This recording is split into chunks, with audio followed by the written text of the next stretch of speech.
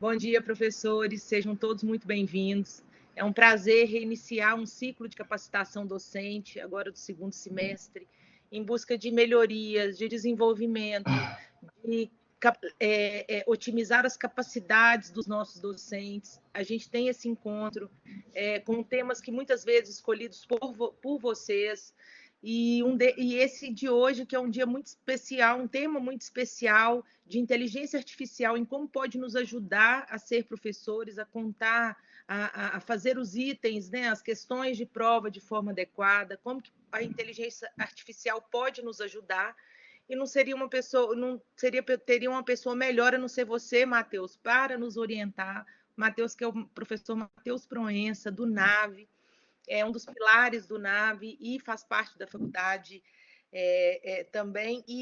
E é muito importante, né, Matheus, a gente saber como fazer um item que seja positivo de aprendizado, que seja validado, que seja único e que a gente possa usar os instrumentos de tecnologia para nos ajudar. E junto dele, representando também a coordenação de medicina, a professora colocou muita energia no fique cada vez melhor material e de itens e de provas do nosso banco, conforme as diretrizes nacionais curriculares.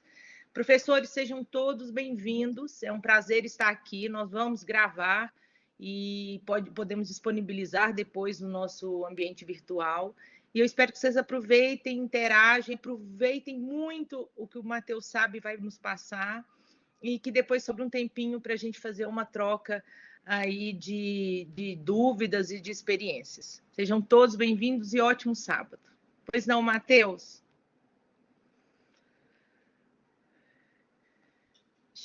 Acho que o Matheus...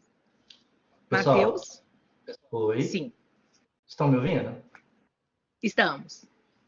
Eu acho que eu tô com um pouco de falha aqui na internet, tá dando um sinal aqui de instabilidade, tá? Eu vou te avisando, Matheus. Tá. Mas tá dando para ouvir agora? Perfeito. Tá. Vou compartilhar minha tela aqui, tá? Pra gente iniciar. Tá bom.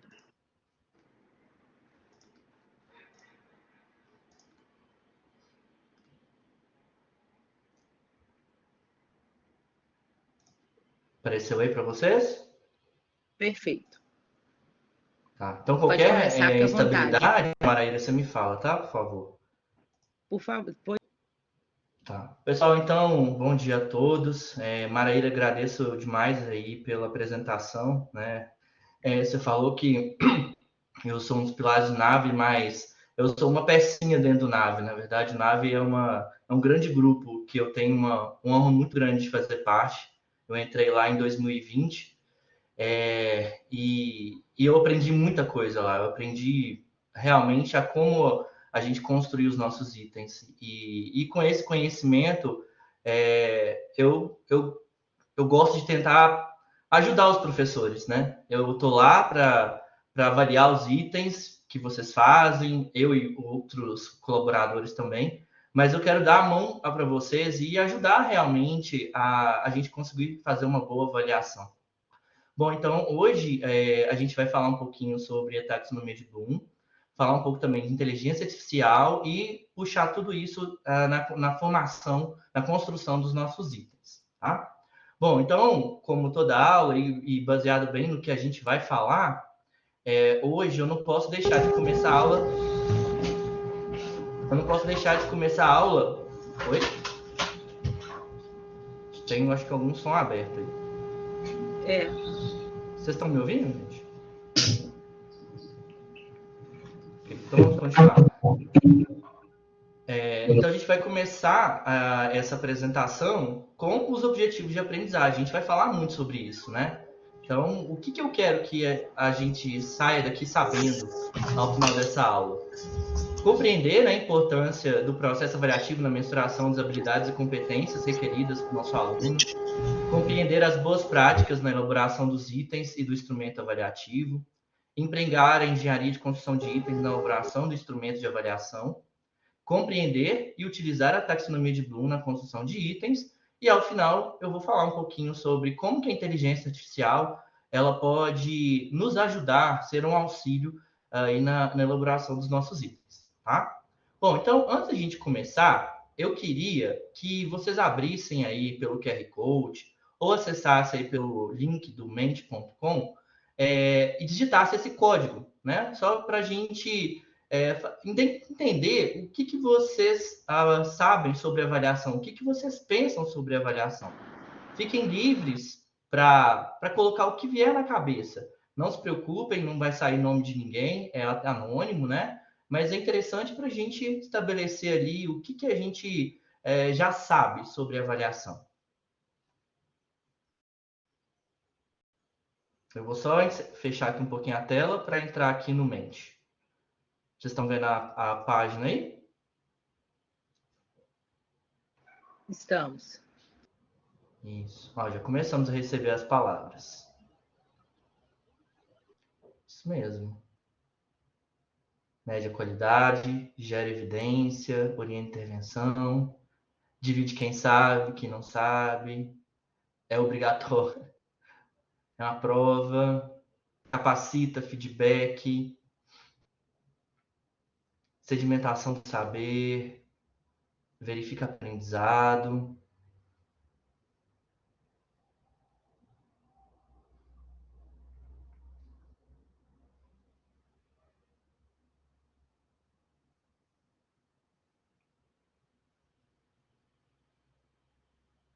Muito bom, pessoal. Dificuldade. Dificuldade seria em que sentido? Será dificuldade para o professor fazer a prova ou dificuldade para o aluno responder a prova? A gente pode pensar nos dois lados, né? Difícil ser criativo, realmente, pessoal.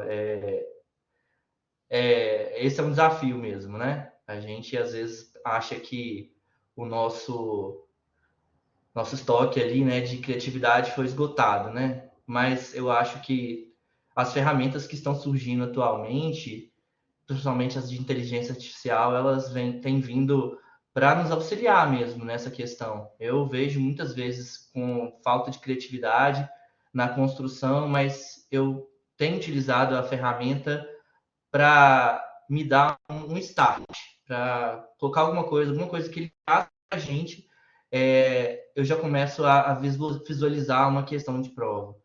Então, eu acho que eu vou conseguir mostrar um pouquinho isso para vocês. Eu espero que vocês consigam utilizar, tá? Então, mas é isso, ó, acho que a palavra que mais apareceu aí, né? Foi mais chamativa, foi conhecimento, qualidade, né? Então, exatamente, são vários desses pontos que a gente vai comentar. E os desafios relacionados, né, à construção. Bom, então vamos lá. Então, o que muitos pensam, né? Avaliação, provas. A gente pensa muitas vezes atribuir notas, né? Muitos falaram aí. E eu sei que muitos devem, né, às vezes, tremer os ossos aí quando o Nave envia essa mensagem, né, lá na sua caixa de e-mail. Nave, encomenda, né? Mas, pessoal, o Nave está aqui para apoiá-los, né? A gente está aqui para ajudá-los, dar as mãos mesmo nesse processo tão importante que é construir as avaliações, né? E aqui a gente vai falar de avaliação, essa avaliação que o Nave gera, faz a gestão, que são as avaliações parciais, sumativas, mas a gente também tem que pensar na avaliação como um todo, né? Ao longo de todo o semestre a gente está fazendo a avaliação dos nossos alunos. Então, a gente vai trabalhar pontualmente em dois tipos de avaliações. E a gente precisa saber que o NAVE está ali para ajudar vocês também em ideias, em dicas de como vocês podem trabalhar outros tipos de avaliação. E aí eu vou citar algumas coisinhas para vocês. E eu quero que vocês saibam que, como professor do NAVE, eu também luto por nós lá dentro do NAVE, né? Hoje entrou recentemente também a professora Ana Cláudia como professora do NAVE. Então a gente tenta equilibrar um pouquinho as coisas. Não, gente, ó, vamos dar mais prazo aqui, porque a gente é professora, a gente tem que fazer nossas provas, a gente tem nossas encomendas. Então a gente tem que olhar também lá dentro para tentar ajudá-los, né? No que a gente pode, sempre, né? E eu até para vocês, vou até confessar aqui, a gente está no prazo de entrega das questões, né? Encerrou foi ontem, mas eu também estou atrasado. Eu tive que pedir o administrativo do NAVE para estender a minha encomenda para o final de semana agora. Vou passar hoje, amanhã fazendo prova, porque realmente a gente tem muitas demandas, a gente tem muitas coisas, né, para fazer, e às vezes a gente precisa de apoio. Então, toda vez que vocês tiverem qualquer dúvida ou alguma aflição nesse sentido das provas, entre em contato com a gente, deixe a gente saber e poder apoiar vocês nesse processo, tá? Então, a gente sabe que realmente o processo de avaliação, ele tem exigências, tem os prazos que a gente já falou, e como muitos colocaram na nuvem de palavras, é um trabalho árduo, é difícil a gente ter uma criatividade, né, assim, grande para poder construir muitas provas, né? Mas, pessoal, o que a gente precisa ter em mente quando a gente fala de avaliação? Avalia, né, os nossos alunos. Não é meramente um instrumento da instituição que é obrigatório, que a gente precisa fazer, que está dentro das nossas obrigações. Porque o que a gente tem que pensar? Por que a gente tem que avaliar o nosso aluno? Porque a gente tem que lembrar que no final dessa estrada, desse caminho todo, no ensino em saúde, esses alunos, eles vão atender a gente, eles vão atender os nossos pais, nossos filhos, né? As pessoas que a gente ama. Então, para a gente garantir que o nosso aluno, ele atingiu as habilidades e competências que a gente espera em cada disciplina e todas as disciplinas integradas na formação do médico, a gente precisa saber construir uma boa avaliação, né? Então, como que a gente faz a avaliação? Como é avaliar, né? A gente tem, então, a avaliação no ensino de saúde sendo importante para medir o desempenho dos alunos e avaliar a aprendizagem. Aqui a gente fala, então, basicamente, de atribuir as notas, né, e identificar se esse aluno, de fato, aprendeu.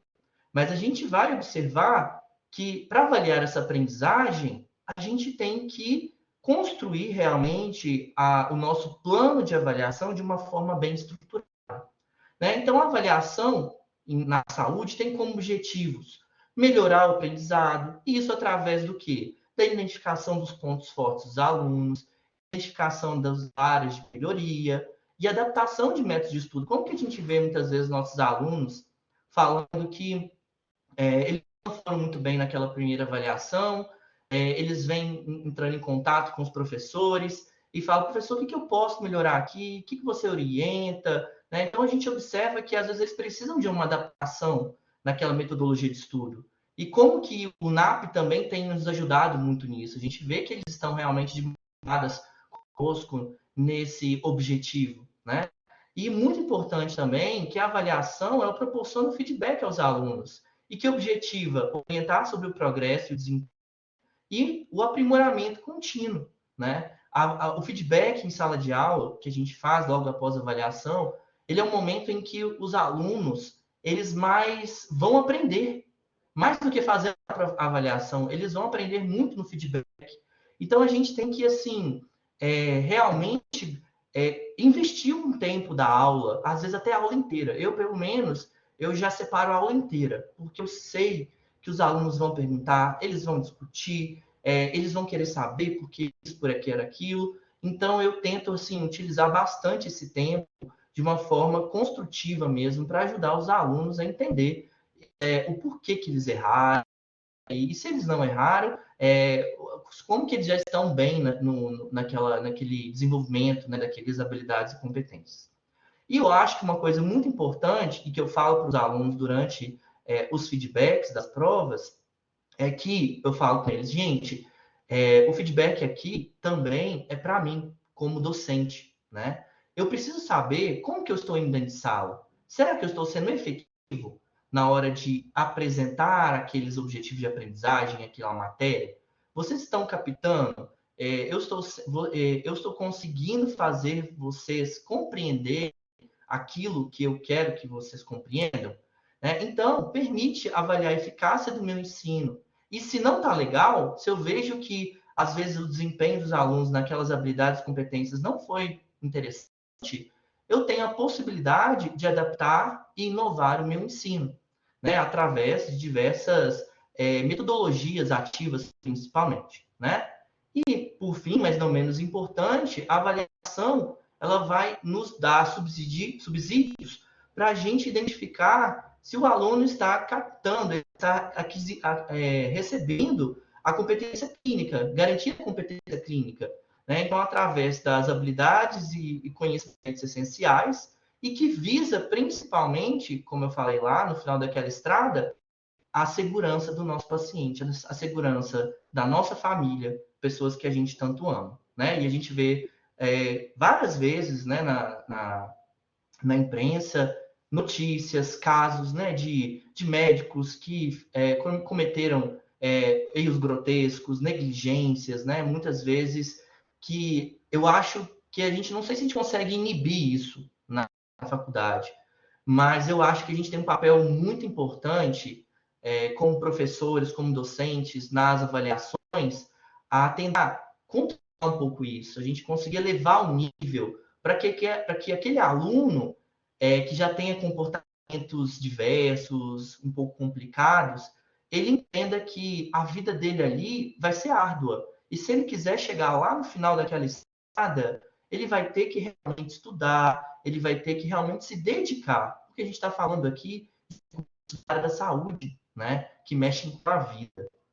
Bom, então, quais são os tipos de avaliação? O que a gente faz, né? Principalmente aqui nas ciências médicas. Nós temos as avaliações parciais e a avaliação formativa. Aqui eu englobei elas dentro desse contexto formativo, porque elas ocorrem ao longo do processo formativo do aluno e ela avalia constantemente o desempenho do nosso aluno. Então, aquela avaliação parcial que a gente faz, que a gente está no processo aí de elaboração dos itens, né, que vai começar agora na segunda quinzena de setembro, essa avaliação ela é um importante diagnóstico para a gente, porque é ali o momento do aluno entender se ele está aprendendo, se o método de estudo dele está sendo eficaz. Então, é um momento que, depois dessa avaliação, a gente tem a possibilidade de corrigir a rota desse aluno, né? Junto com ele, obviamente, ele precisa passar isso para a gente, ele precisa compartilhar, mas a gente tem muita oportunidade de melhorar o desempenho desse aluno ao longo aí do semestre. Então, para isso é importante a gente estabelecer diferentes métodos de avaliação, realizar a devolutiva para os alunos, né, nos feedbacks, e trabalhar diferentes níveis cognitivos, né, os objetivos de aprendizagem. Então, por isso eu vou trabalhar bastante aqui com vocês um pouquinho a taxonomia de Bloom, né? E com relação a essa avaliação formativa, pessoal, é muito importante que a gente, como docente, a gente saiba construir diferentes métodos de avaliação na formativa. Então, a gente sabe que nós temos ali 40 pontos para distribuir nesse semestre. E essa avaliação formativa, ela também, assim como a parcial e a sumativa, ela também tem que ser construída com muito critério, né? Definindo exatamente as habilidades, competências, aquilo que eu quero que o nosso aluno saiba ao final ali daquele semestre, né? Então, a gente precisa adotar diferentes formas de avaliar o nosso aluno. Porque muitas vezes uma atividade que eu proponho, ela pode não ser efetiva para um grupo de alunos, né? Então, se eu vou variando aquelas estratégias de avaliação ao longo do semestre, na avaliação formativa, eu vou conseguir atingir mais esses nossos alunos. Porque cada um é diferente, cada um tem uma forma de aprender. Tem muitos que vão precisar tocar, muitos que vão precisar visualizar, ouvir, né? Então, se a gente conseguir construir estratégias variadas de avaliação, a gente vai conseguir atingir melhor o nosso público-alvo, né?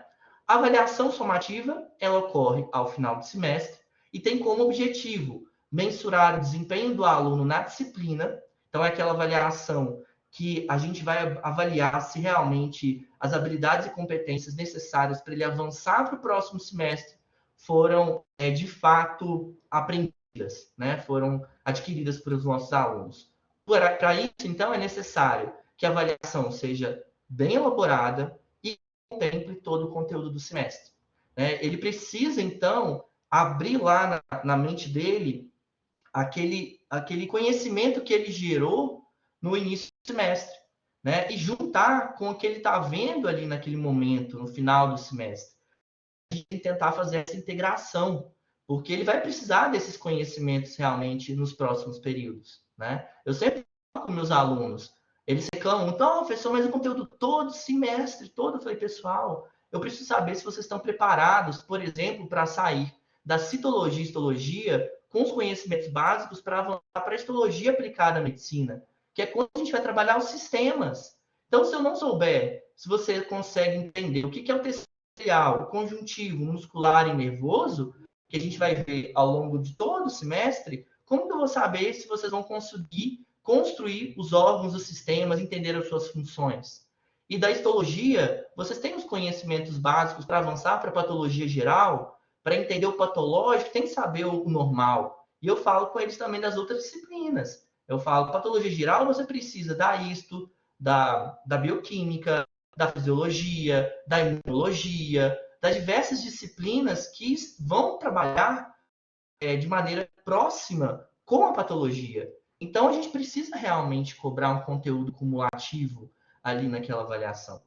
E aí, para essas avaliações, métodos que a gente vai utilizar, né? A gente tem falado muito das avaliações teóricas, né? Feitas ali no sistema do Educat, através das avaliações, né, das questões objetivas e discursivas, mas a gente sabe também que ao longo das avaliações formativas, nós temos avaliações práticas, né, que pode ser os treinamentos de habilidades, simulações realísticas, anatomia, laboratório com realização de alguns testes, né, que em algumas disciplinas eles fazem, a microscopia, puxando sardinha um pouquinho lá para a histologia, mas também tem as avaliações que nós chamamos por pares e a autoavaliação, né, que muitas vezes a gente coloca o aluno mesmo naquele papel de se autoavaliar, dele entender como que ele está lidando com aquela disciplina, com aquele conhecimento. Ele está fazendo aquilo que deve para realmente aprender,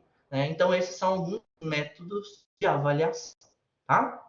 Bom, então, para a gente atingir esse objetivo que a gente quer, que é construir realmente, entender se os nossos alunos estão adquirindo as habilidades e competências necessárias para que no final daquela estrada a gente tenha segurança para a gente se entregar nas mãos dos nossos alunos, a gente tem que ter uma avaliação muito bem criteriosa e muito bem feita, né? Porque se a gente não tem uma avaliação bem feita, se a gente faz de qualquer forma, a gente pode acabar chegando nesse resultado. Está nessa charge aí, por exemplo, que é a pergunta: a altura de um jogador de basquete é de 180 centímetros. Pergunta, comando-resposta: qual é a sua altura em metros? O aluno entende: uai, mas a minha altura é 1,72 m. Ele errou a questão, mas ele está errado, né? A pergunta foi realmente bem feita? Ou, por exemplo, laranja é uma cor ou é uma fruta? Né? Então, como que a gente vai construir as nossas perguntas? Né? Então, só para a gente pensar que a gente tem que realmente se debruçar mesmo ao longo da construção da avaliação. Então, para uma boa avaliação, a gente segue alguns passos, tá? O passo 1 é a construção do conteúdo programático, está lá no nosso plano de ensino. Fundamental para a gente caminhar bem, né, com a nossa disciplina. E esse conteúdo, ele precisa demonstrar quais são os objetivos de aprendizagem de cada conteúdo que a gente vai trabalhar naquelas aulas. Então, na sequência, o passo 2 vai ser elaborar uma matriz de prova, onde ali a gente vai descrever, além do conteúdo, quais são as habilidades que serão avaliadas dentro daquele conteúdo. E, na sequência, elaborar os itens, né? Como a gente já está acostumado, mas trazendo ali a taxonomia de Bloom para tentar nos auxiliar na estratificação dos níveis de dificuldade, entender como que a gente vai conseguir trabalhar melhor as habilidades e competências do nosso aluno. Bom, então aqui eu trouxe um exemplo do nosso conteúdo programático da disciplina, da histologia e histologia básica. Aqui na coluna da esquerda a gente tem os conteúdos e na direita os objetivos de aprendizagem. Então a gente pode perceber que, por exemplo, ali dentro de síntese e secreção de macromoléculas, eu tenho um tema muito amplo, em que dentro desse tema eu vou avaliar diferentes habilidades, os objetivos diferentes, que é identificar as características morfológicas que indicam grau de atividade celular, que o aluno consiga citar as principais organelas responsáveis pela produção de proteínas na célula, que ele consiga conceituar as estruturas do núcleo interfásico, observar na microscopia eletrônica, diferenciar secreções, etc. Então, a gente vai, dentro de cada tema, descrever quais são as habilidades que a gente quer que o nosso aluno saiba ao final daquela aula. Então, basicamente, o que eu coloco no primeiro slide da minha aula, como eu coloquei aqui para vocês, são os objetivos daquela aula. E eu acho assim, até trazendo um ponto que aconteceu essa semana, teve uma aluna que perdeu uma das aulas essa semana passada, e ela estava doente, ela veio agora essa semana, e ela falou, nossa, eu perdi a aula, professor Matheus, não vou entender, não sei o quê. Aí a colega dela, não, fica calma, eu vou te ajudar, mas olha só, lá na aula dele, ele já colocou os objetivos de aprendizagem. Então, você já sabe o que ele quer que você saiba ali no final do semestre. Então, assim, foi a primeira vez, depois que que eu comecei a colocar esses objetivos nas aulas, que eu comecei a ver realmente um efeito disso, né? Os alunos já chamando atenção para a importância daqueles objetivos no início da aula, para ajudar eles a entender a matéria. Então, assim que a gente faz a construção, né, desse conteúdo programático, dos objetivos, a gente vai elaborar a matriz de prova, né? Que vai, então, ter aqui o conteúdo abordado, como eu mostrei ali, os itens, se são objetivos ou discursivos, o valor, a dificuldade presumida, aqui o professor elaborador, mas dependendo da disciplina tem um professor só. No caso da CITO, nesse semestre aqui a gente tinha 3 professores elaborando, e isso aqui não estava ainda no Educat, mas para os meus professores que estavam comigo, além do conteúdo abordado, eu passei para eles as habilidades específicas. Então, eu selecionei aquilo que eu queria que se fosse construído naquela questão. O que eu queria que fosse abordado na questão de estrutura e função da membrana? Que era conceituar a membrana plasmática e descrever sua estrutura ao microscópio eletrônico. Né? Então, o professor teria que criar alguma questão de nível fácil, abordando especificamente esse tema. Tá? Então, eu fiz para todos os temas do nosso conteúdo que ia ser abordado na prova. Aqui eu coloquei só um pouco maior, né, só para vocês verem. E aí você vai perceber que para cada habilidade, eu fui tentando variar um pouco o verbo de ação, porque isso vai me ajudar a definir, vocês vão perceber, o nível de dificuldade das minhas questões. Tá? Então, eu vou tentar trazer isso aqui um pouquinho para vocês, para quem sabe eu consiga ajudar nessa construção. Não, então, para auxiliar nessa construção da matriz e dos itens, a gente tem uma ferramenta muito poderosa, que é a taxonomia de Bloom. Né? Mas o que é a taxonomia de Bloom? A taxonomia ela foi uma ferramenta desenvolvida por um conjunto de pesquisadores, mas principalmente liderados pelo Benjamin S. Bloom, que foi um psicólogo, né, educacional lá nos Estados Unidos, que fez diversas contribuições importantes no século XX aí, né, na educação.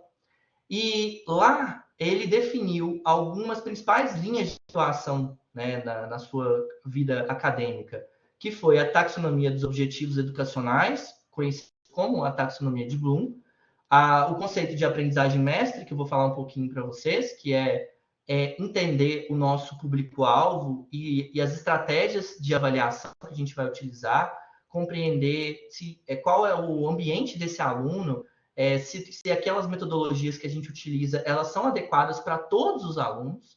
E ele fez diversas pesquisas também sobre o próprio processo de aprendizagem. Então, ele fez muitas contribuições nesse sentido. Tá? Bom, então, a taxonomia de Bloom nada mais é do que uma organização, uma estrutura de organização hierárquica dos objetivos educacionais, criada em 1956, que dividiu a aprendizagem em 3 grandes domínios, a saber, cognitivo, afetivo e psicomotor. No nosso caso aqui, a gente vai focar mais no nível cognitivo, que está relacionado ao aprender e a aquisição de um novo conhecimento, né, as habilidades, desenvolvimento intelectual. E aí, o Bloom, junto com os seus pares, eles criaram níveis cognitivos diferentes, que vai do nível mais básico, que é o da memorização, que é, por exemplo, um verbo como lembrar, e à medida que a gente vai subindo os degraus, a gente vai atingindo uma complexidade cognitiva maior. Então, a gente vai para o compreender, para o aplicar, para o analisar, para o avaliar e para o criar. Então, utilizando esses verbos, a gente consegue construir de uma forma mais efetiva as nossas avaliações. Então, para a gente utilizar esse processo, essa ideia da taxonomia, a primeira coisa que a gente tem que fazer é definir os objetivos de aprendizagem, que não é o conteúdo, tá, pessoal? E sim as habilidades que a gente quer que o nosso aluno tenha ao final daquele semestre, As habilidades a serem adquiridas durante o processo de ensino e aprendizagem, Então, voltei aqui com a minha matriz, só para a gente lembrar dos objetivos de aprendizagem, porque eu quero que o aluno saiba, ao final da aula, de estrutura e funções da membrana plasmática. Que ele cite os principais componentes da membrana, que ele conceitue a membrana plasmática, escreva a sua estrutura, associe a organização em bicamada, demonstre a importância da composição e fatores que controlam a fluidez, e compreendam os tipos de transportes pela membrana.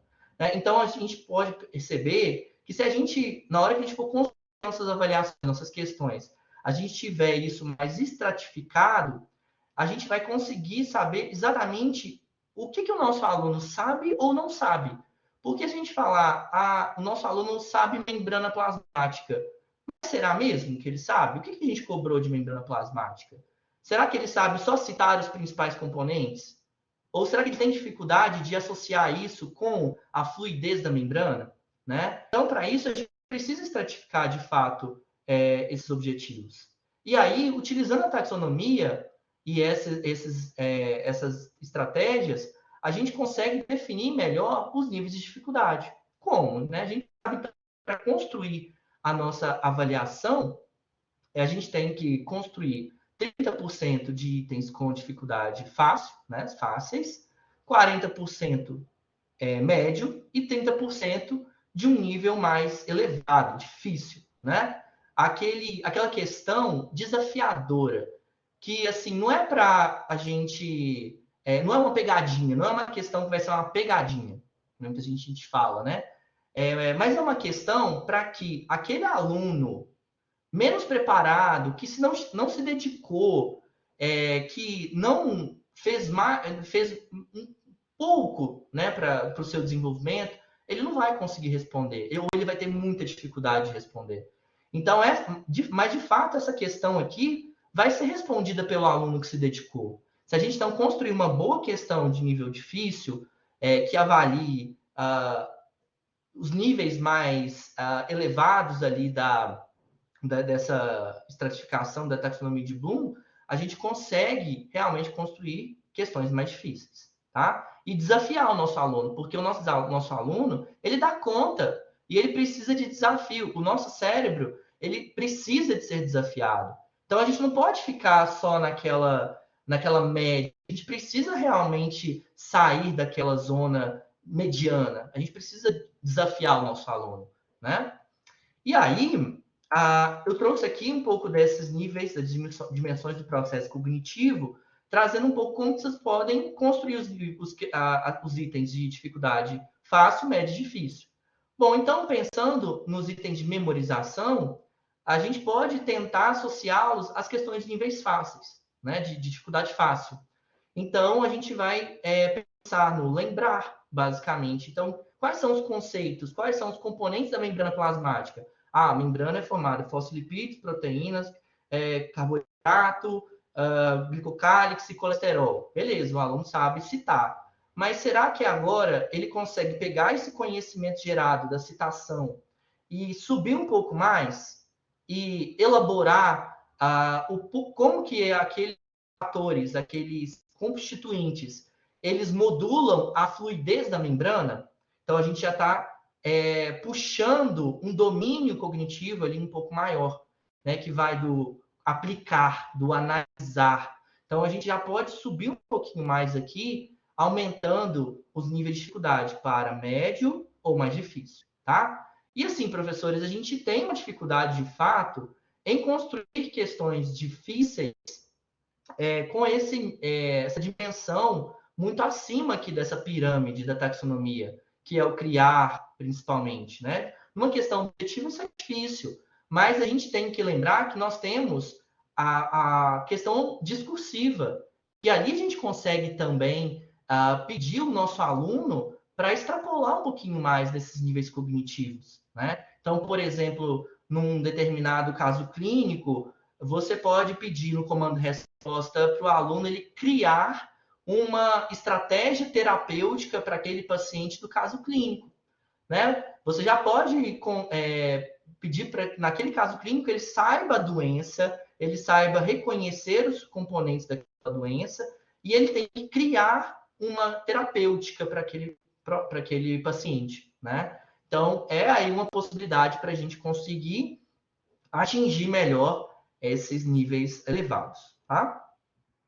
Então, aqui eu não vou ficar lendo isso aqui não, mas é só para mostrar para vocês, para cada nível cognitivo, a gente tem diversos verbos de ação que a gente pode utilizar lá no comando resposta, naquilo que o aluno precisa responder. Então, isso ajuda muito na hora da gente conseguir criar tanto o nosso conteúdo programático com os objetivos de aprendizagem específicos, como criar a nossa avaliação, tá? Bom, então, na construção dos itens, de fato, isso aqui vocês já sabem, eu não vou me alongar muito nisso aqui não, mas, primeiramente, de tudo, a gente tem que construir a matriz de avaliação, contemplando ali os objetivos, as habilidades, as competências requeridas dos nossos alunos.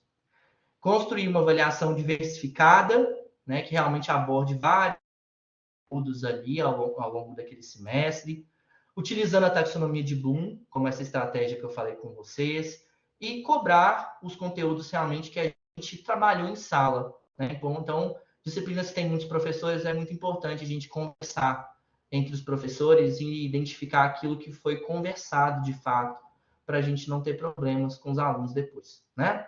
Bom, então, para avaliação, a gente precisa de alguns itens importantes ali, né? Que é a situação problema, o comando resposta e as alternativas. A situação problema, ela é muito importante, professores, a gente colocar. E não precisa preocupar em ser um caso clínico especificamente. Você pode colocar um gráfico para ele analisar, uma figura, um exame de imagem, alguma coisa em que o aluno vai ter que utilizar aquela informação da situação problema para responder o comando resposta, para responder a pergunta, né? Então, essa situação problema, ela não pode estar ali apenas para, vamos dizer assim, encher linguiça, né?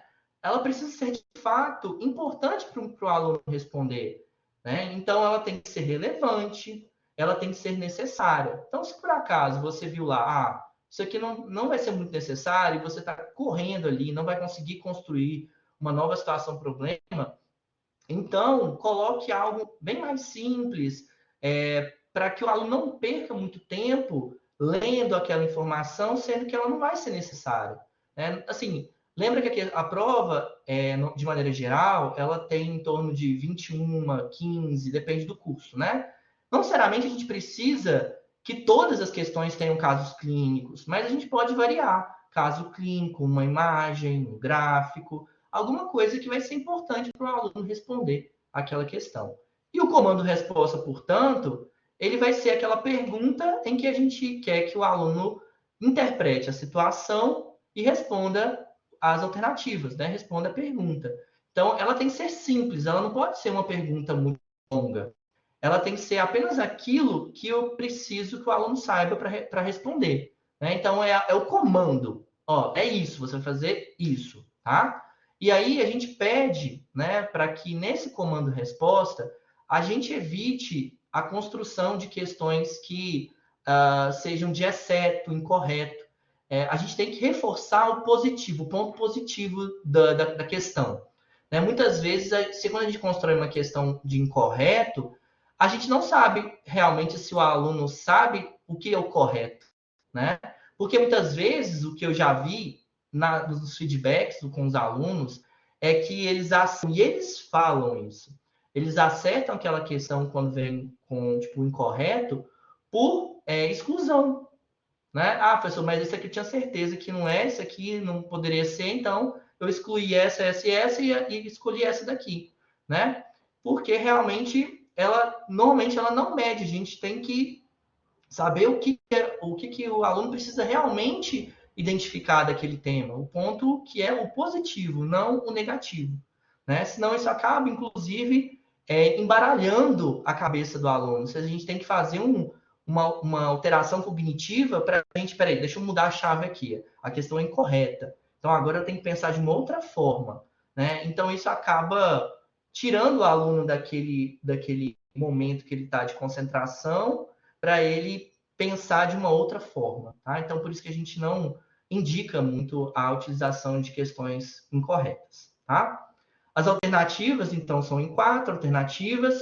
Pensar sempre na plausibilidade das alternativas que a gente está construindo, na extensão dessas alternativas, não ser nada muito chamativo, né? Então, a gente tem que pensar, eu sei que é desafiador, mas a gente tem que fazer um esforço realmente para a gente construir alternativas que, de fato, consigam fazer o aluno identificar, né, o bom aluno identificar a alternativa correta e os alunos que não foram bem preparados para aquela avaliação, eles não conseguem identificar. Então, ela tem que ser, são alternativas, tem que ser desafiadoras também ao mesmo tempo, tá? Então, é importante a gente ser simples, ter um texto agradável, de fácil compreensão, frases curtas, objetivas e, como eu falei, evitar pegadinhas. A construção dos itens difíceis não são pegadinhas, são itens mais desafiadores, né? E a gente sabe quais são os conteúdos das nossas disciplinas que são mais desafiadores, que pegam mais o aluno, que são pontos importantes que a gente pode trabalhar melhor nessas questões, né? Bom, aqui eu trouxe só alguns exemplos para vocês, pessoal, da utilização da taxonomia de Bloom, da construção da matriz com os temas das minhas disciplinas, tá? Então, aqui o tema era sistema tegumentar, a habilidade avaliada nessa questão era compreender a função dos tipos celulares epidérmicos. Então, nessa questão, eu já até vou adiantando para vocês, o chat GPT, a inteligência artificial, me ajudou a construir um caso clínico, tá? Então, eu queria alguma situação, problema, que eu conseguisse associar isso daqui. E a minha dificuldade presumida deveria ser média. Eu tinha que construir uma questão de nível médio. Então, ia ser além da citação, da memorização. Então, eu coloquei aqui um caso clínico de um paciente com lesões cutâneas em várias partes do corpo, demonstrando características de alguma apresentação clínica, de alguma doença mais alérgica, algum contexto específico. E ele foi diagnosticado ali com uma condição autoimune que seria capaz de afetar os tipos celulares epidérmicos. Então, eu pergunto no comando qual é a função do tipo celular epidérmico relacionada à doença apresentada pela paciente descrita no caso clínico, né? Então, para o aluno responder essa pergunta, ele precisa ler o caso clínico. E aí, ele vai lá para as alternativas. Identificar que a célula afetada nessa condição, a célula que é o agente principal aqui, é uma célula que faz recepção e apresentação de antígenos aos linfócitos T, tá?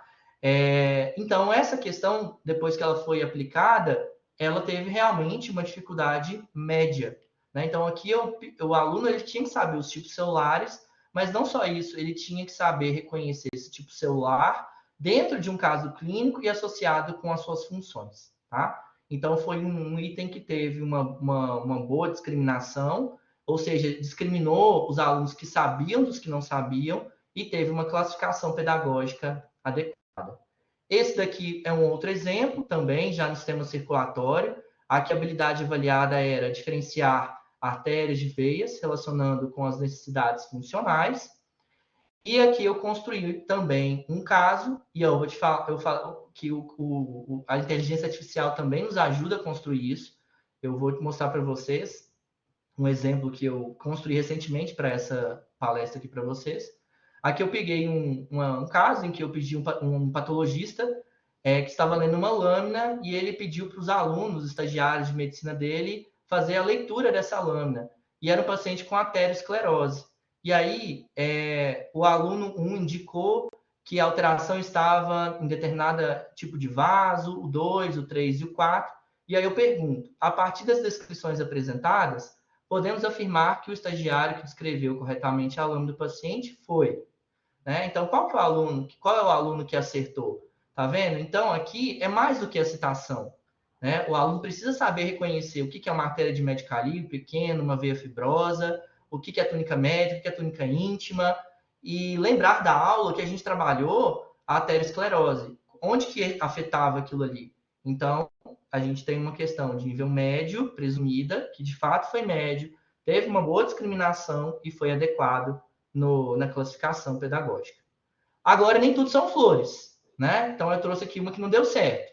Também de sistema circulatório, que eu presumi que seria difícil, mas ela foi fácil, né? Então, esse é um tema que, às vezes, os alunos eles têm dificuldade, que é compreender os diferentes tipos de capilares, identificar isso nas imagens, reconhecendo estruturas e funções. Né? Então, aqui eu uso microscopia eletrônica e juntamente com as funções desses capilares. Então, eles tinham que relacionar a estrutura e a função, a histofisiologia. E, para minha surpresa, eles acertaram, eles foram muito bem. Né? Foi uma questão fácil, que eu presumi que era difícil. Então, assim, os alunos realmente, parabéns para eles, eles aprenderam, eles se dedicaram, estudaram bem, a gente conseguiu fazer com que eles entendessem essa habilidade. Né? E mesmo a questão sendo fácil, a gente teve aqui uma discriminação muito boa, o que mostra que foi uma questão que, apesar de não ter tido uma dificuldade presumida igual à mensurada, ela foi uma questão adequada, mas com ponderações. Ponderações por quê? Porque o nível de dificuldade não bateu. Né? E aí eu poderia avaliar. Será que eu poderia melhorar o que alguns destacam para realmente dificultar? Não sei. Né? Aqui no caso, eu acho que os alunos aprenderam. Tá? Então, isso é uma análise de cada professor. E essa daqui foi uma questão que era fácil e ela realmente foi fácil. Na verdade, até muito fácil. Era um sistema circulatório também, que era citar as camadas do coração associando com as funções principais elementos presentes em cada camada. Aqui tinha uma informação sobre o coração e perguntava um tipo celular localizado na camada descrita. Então, vejam, é mais memorização. Qual era a camada em que aquela célula descrita, a célula de Purkinje, estava localizada, né? Então, ela bateu, foi uma questão fácil, tá? Beleza. Então, como que a gente pode usar a inteligência artificial? Então, agora, eu vou só mostrar rapidamente aqui como que a gente pode trabalhar isso. Eu vou dar um exemplo bem rápido, tá? Para não me delongar demais. Vocês estão acompanhando? Tá tudo certo aí, Maraíra, pessoal? Sim? Então tá bom. Tá ótimo. Então tá. Então, olha só. Essa semana, né, eu para aula aqui, inclusive, e até já pensando em minhas questões de prova, eu estava assim, vou tentar ver se o chat não consegue me ajudar. Porque assim, ele tem a construir muitos casos clínicos. Por exemplo, um dos casos clínicos que eu mostrei naquelas questões ali, eu construí aqui, ó, eu pedi para ele construir uma questão de nível médio com 4 alternativas contendo um caso clínico sobre a função dos tipos celulares epidérmicos. Inclui o gabarito e justificativas. Aí ele trouxe o caso clínico, a pergunta e as questões alternativas. Eu não gostei da questão que ele construiu. Inclusive, eu não concordei com o gabarito dele. Falei assim, isso aqui é perigoso, tem que tomar cuidado. Então, o que eu fiz? Eu usei o caso clínico e construí uma questão em cima, tá? Mas aí, eu recentemente, eu falei, vamos tentar melhorar isso aqui. Eu fiz uma pergunta mais elaborada para ele. Eu perguntei assim, que construa uma questão objetiva de nível médico, 4 alternativas, contendo um caso clínico diferencista, logicamente, artérias e veias. O comando da questão deve estar vinculado ao caso clínico, ou seja, o aluno não consegue responder se ele não ler o caso, inclua o gabarito de justificativas. Aí ele construiu lá, o caso foi bem legal, vocês podem perceber. Uma paciente passou por um procedimento cirúrgico vascular, foi por muito segmento de um vaso sanguíneo, durante a cirurgia, o residente teve dificuldade em diferenciar histologicamente, tal. Aí a pergunta, baseado na análise histológica, qual das seguintes características ajudaria o residente a identificar corretamente a amostra de artéria em relação à amostra de veia?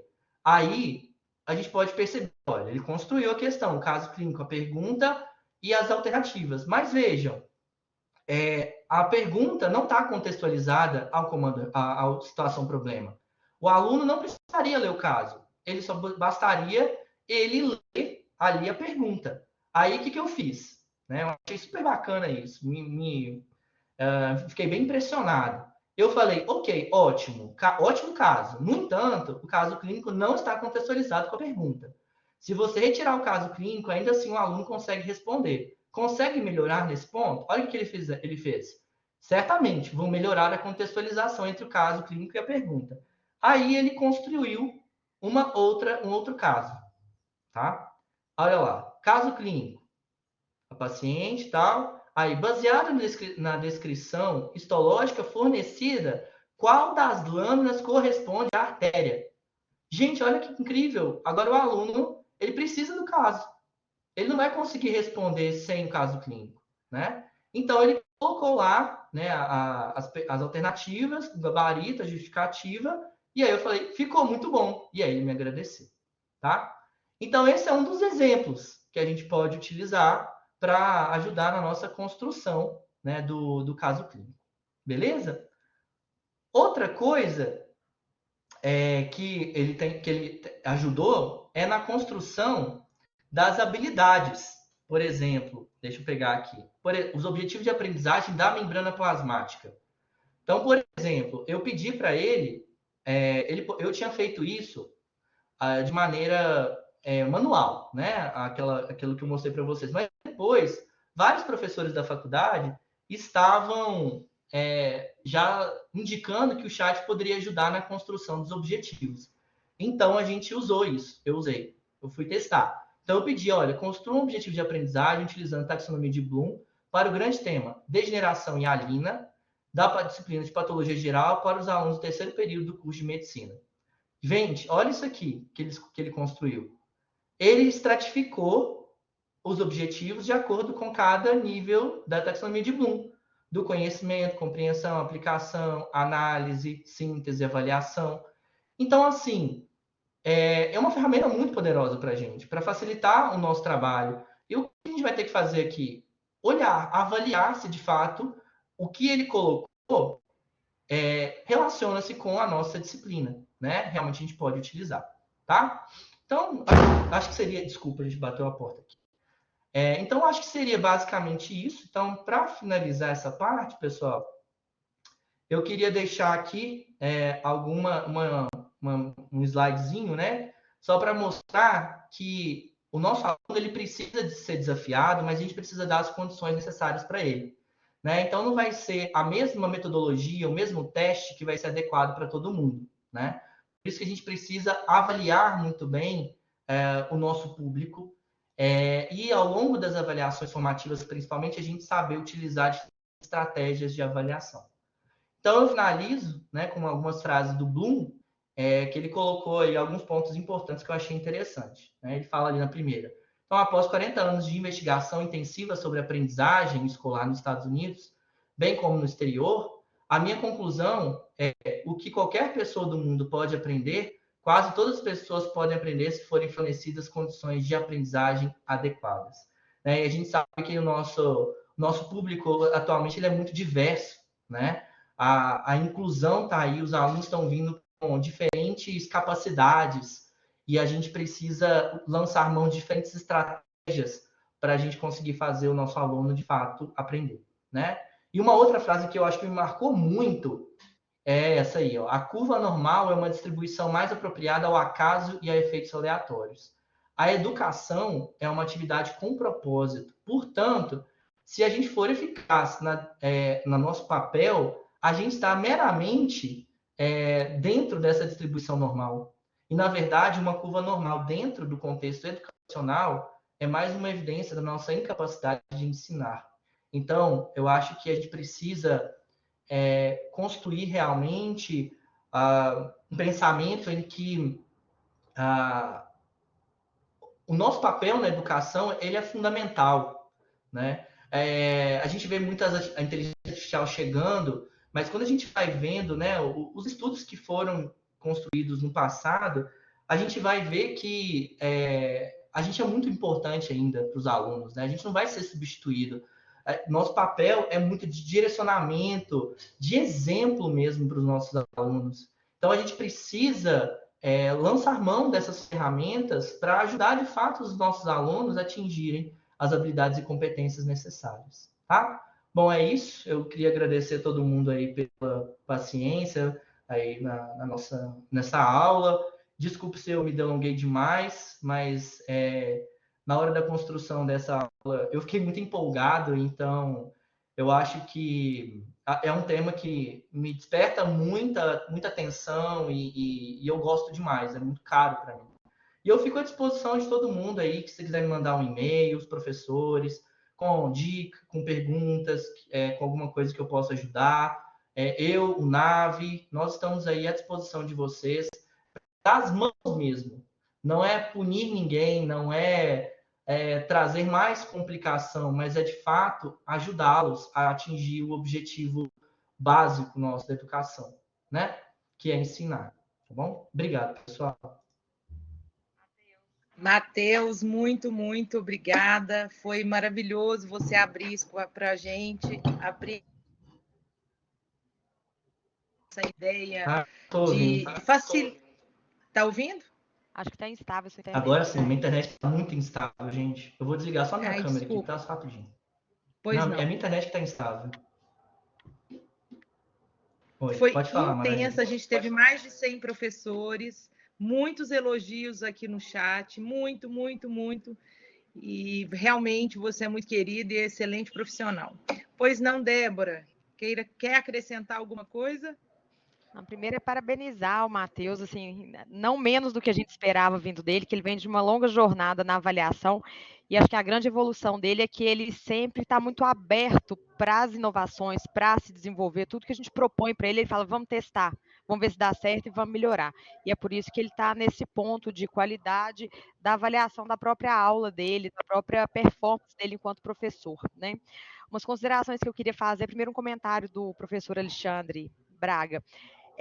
No início da aula, quando a gente coloca lá os objetivos de aprendizagem, é tão importante quanto a gente contextualizar por que a gente quer que o aluno aprenda aquilo, que é a forma da gente sensibilizar e motivar ele para aquela aula que a gente está ministrando. E isso se aplica também a essa aula do Matheus. Por que a gente colocou uma aula de avaliação para os professores? Qual que é a importância disso? Muito mais do que preencher lá os quadrinhos do Educat, é a gente entender que avaliação, por conceito, ela só faz sentido se ela gerar uma intervenção. E aqui, na nossa realidade, a gente está falando de intervenção, significa melhorias da qualidade do nosso ensino. E para a gente melhorar o nosso ensino, a nossa performance enquanto professor, a gente precisa entender onde está a fragilidade.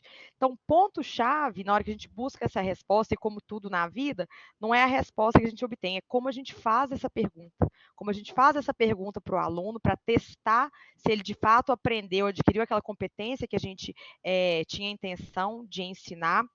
E também como a gente faz a pergunta para a inteligência artificial, né? Matheus deixou muito claro ali que você vai aprimorando, como tudo, você vai melhorando e refinando a sua forma de perguntar para o chat GPT e ele te devolve com uma resposta cada vez melhor. Então a dinâmica é a mesma, né? Não em vão a inteligência artificial replica o que é da vida real mesmo, né? A nossa forma de trabalhar.